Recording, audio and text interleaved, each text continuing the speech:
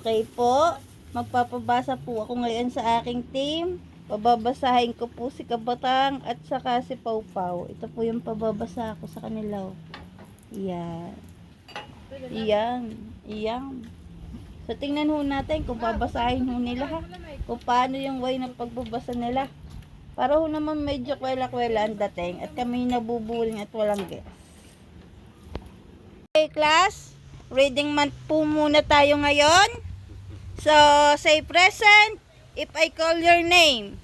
Pawpaw de la Cuesta. Present. Ma'am, may I go Ambo out? Vicente. Yes, I'm here. Present. Okay, so magbabasa muna tayo ngayon ha. Pagalingan tayo ng pagbasa. Okay, number 1. Basa, ikaw, Ambo. A, E, I, O, U. Ba, baby, bobu. Sa, Jezi, Zozu. Ang bata ay bababa. Si Nena ay sususu.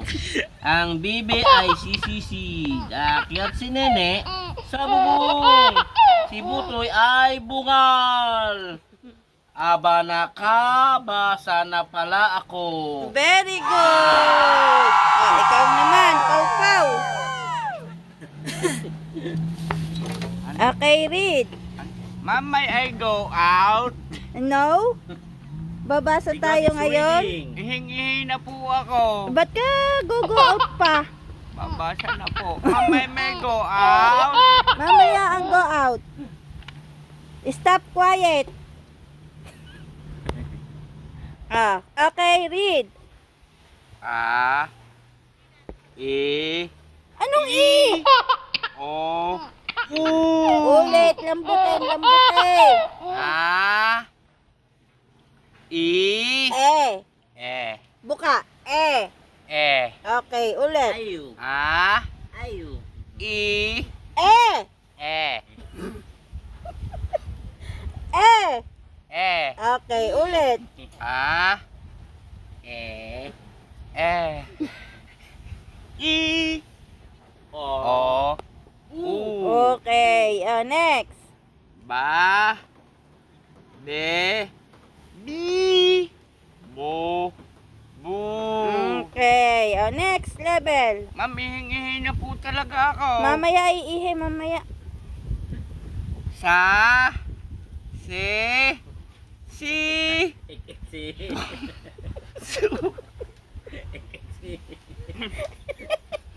Lalo ko lang din sinakak.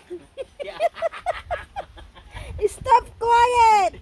Ikaw muna, stop muna yan. Matatawa. Kamay ay go out ka na. Next level. Ma'am, ito po. Oo, simula sa ang. Ang bata ay bababa. Saan? May malay ko ha. Si Nena ay bastos ng ma'am na ito. Sususoy, hindi mo lang dididay. Ang bibe ay kapinasisid pa. Sisisid. Aakyat si Nini sa bubong. Macau. Si pangalan ko ari Ryan ay buo. Okay, basahin mo to. A, ba, in, ka, ki, ano? Ba, na. Mga Na. kayo ng basa. Okay, go. A, ba, na, Ka, ka, ba, ba, sa, na, pa, la, akaw. Bit ka daming gayang. ulit nga. Bit iba't ibang liter. Basahin mo po. Na, ba, na, kaka, ba, sana ako gayon. Magic! Ay, sabi ko sa iyo eh. Ako lang ang nagtuturo niyan ha. Oh. Hanga ka na. Opo, ma'am. Sabi ko sa iyo. Ma'am, pwede na pong mag-go out. Oh, sige. Out ka na. Sige po. Okay, bye-bye. Salamat po. Sabi ko sa iyo, guru ako dati eh. Tutuusin ha, mas gusto ko pa ho yung pag-aaral noon kaysa sa ngayon. Ay noon ho, kami nagpe-pleasiner pa. Habulan. Anong prisoner? Ay, yung habulan, tayan. Ang alam ko doon, prisoner, hindi plesioner. Ang layo na ho rin yun. Yun ho talagang, ngayon wala na ho nagpe-pleasiner eh. Ano na? Abe, nakikita ko na lang ngayon sa pag-aaral, puro na ballpen eh. Oh. Sulat, basa.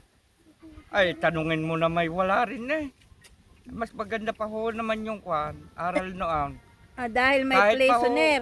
may prisoner, napapalo pa ho ng magulang. Ay ngayon hindi umapalo ang magulang. Oh, bakit naman? Bay nalaban na ho rin ang magulang ay. Sa anak. Baligtad na ho ngayon ang panahon. Oh? Mas masarap pala talaga yung una kaysa sa ngayon ng pag-aaral. Okay po. Oh. Anong may papayo mo sa kabataan ngayon? Ngayon, sa kabataan ngayon, sa mag-aaral, ay walang ipamamana magulang niya, kundi ang pag-aaral. Sa pinakamarami ang mahirap sa mayaman. Yun ang tatandaan nyo. Ang ipamamana ng inyong magulang sa inyo ay mag-aral na laang. Para hindi na kayo mag-araraw, maggamas, maghalabas ng tubuhan. Pagkahirap, magkontraksyon. Ay pagkahirap, mag-aral na lang kayo mabuti. Kaysa sa ngayon. Oh, okay guys. Narinig nyo na ang payo ng ating munting tinig ni Pau Pau. So inyo pong pakinggan at last ako'y maiintindihan nyo naman. Ano ho? Kabatang, may labidabs. Ano ba ang masasabi mo ngayon sa mga kabataan? Anong tamang payo ang ibibigay mo tungkol sa kanilang pag-aaral? Aba nakaw, malaki ho ang pagkakaiba kumpara noon at ngayon. Noon ang mga bata, sutsut lang ng tatay at nanay, sumusunod. Sabihin ng tatay, tulog maaga. Tulog maaga mga bata. Patay ka, Ace. Alam ba kung bakit? Tutulog maaga bata, patay ilaw. Oh, yun. Ngayon, sa edad ngayon ng mga bata, nakaw, utusan mo, tupi ang higaan. Mamaya na po, cellphone ang hawak. Kaya yan ho ang kaibahan ng noon at ngayon, sapagkat nauso ang mga gadget, inuuna ng mga bata ang gadget kaysa ang gawaing bahay. No. Kaya lang, sa panahon ngayon, pag ang mga bata ay nagsitandaan na, naglakihan, hindi alam ang gagawin pag nawala ang kanilang mga magulang. Kaya yan ho ang hirap. Ibalik ho natin ang tatay sapagkat napakasarap at napakabuti. Yun hula ang aking masasabay, mga kababayang kao. Oh, ano pa ho? Ano pa? Masarap na din kabatang yung napapalo na magulang. Pag yung pala yung paglaki natatanda natin, ito pala ang ginagawa sa atin kaya tayo napapalaw. Oh, wow. Alam ba natin kung bakit tayo pinapalo ng magulang? Dahil mahal tayo ng ating magulang para tayo ay matuto ng kagandahang asal, kaya tayo pinapalo ng ating magulang. Ay sa ngayon, pag ikay pinalo ng iyong magulang, DSWD. tulpo at DSWD ang iyong aabutin. Kaya ho mga bata ngayon ay marami walang hiya. Totoo ba yan? Totoo yan, sinabi ni kabata. Mas gusto ko pa talaga nung una. Dahil tayo ay lumaki ng matatag. Lumaki na independent. Ewan nga lang natin talaga ngayon. Oo ay, sa hirap po ng buhay ngayon ay pag hindi natuto ang mga bata ay nakakaawa. Sana Ay na tingnan ho si kababayan. Ayan, sa sobrang kukulit ng kanyang manak, nanlagas na ho ang kanyang mga bagang. Gusto nyo makita ang patunay? Labase ang iyong mga bagang. naway mapalaki natin ng ayos kabatang ang ating nag-iisang anak. Ano? Bayuaw. Ay ako naman siya sobrang bait eh. Oh. Ay, nakaw eh. Di yung aking kabaitan ay gusto ko yung mamana ng aking anak. Ayun, ang sabi ko sa iyo. Diyan na ho nagtatapos ang interview natin sa ating mga kay Kabatang at kay Pawpaw. Eh di na ilabas naman ho ang kanilang mga hinaing. Ano, Pawpaw? Okay, go. So, hanggang doon na lamang ho. Goodbye. Goodbye. And see you soon. Oh, please like. And And subscribe. subscribe and share. Click the button and comment. Thank you guys.